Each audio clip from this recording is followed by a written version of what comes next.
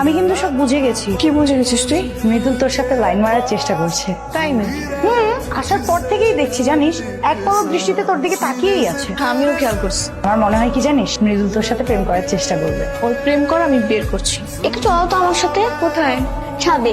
এত রাত সাথে কেন? মৃদুল ভাইয়া বলেছে একটা বাথরুমের গল্প শোনাবে, আর তুমি না আসলে বলে শোনাবে না। এই যে আপুকে নিয়ে এসেছি। গল্প শুনবে? এক দেশে এক রাজপুত্র ছিল। রাজপুত্র জঙ্গলে শিকার করতে গিয়েছিল। এরপর কি হলো জানো? রাজপুত্র অনেক জোরে ওয়াশরুমে চাপ দিল। জঙ্গলের ভিতরে একটা ওয়াশরুমে গেল। তারপর কি হয়েছিল জানো? সেই ওয়াশরুমে রাজকন্যা ইচ্ছা করে ঢুকে গিয়েছিল তাকে প্রপোজ করার জন্য। ইচ্ছে করে ঢুকছিল? মিথ্যা কথা কেন বলতেছো? এই গল্প তুমিও জানো? এটা রাজ্যের সবাই জানে। তারপর কি হলো? একদিন একটা উৎসবে তাদের দুজনের আবার দেখা। সে তো তাকে দেখে বিমোহিত হয়ে গেল। রাজপুত্র ক্রাশ খেয়ে গেল। এরপর রাজপুত্র তো তাকে ছাড়া কিছু ভাবতেই পারে না। কেন জানো? কারণ রাজপুত্র তাকে ভালোবেসে ফেলেছে।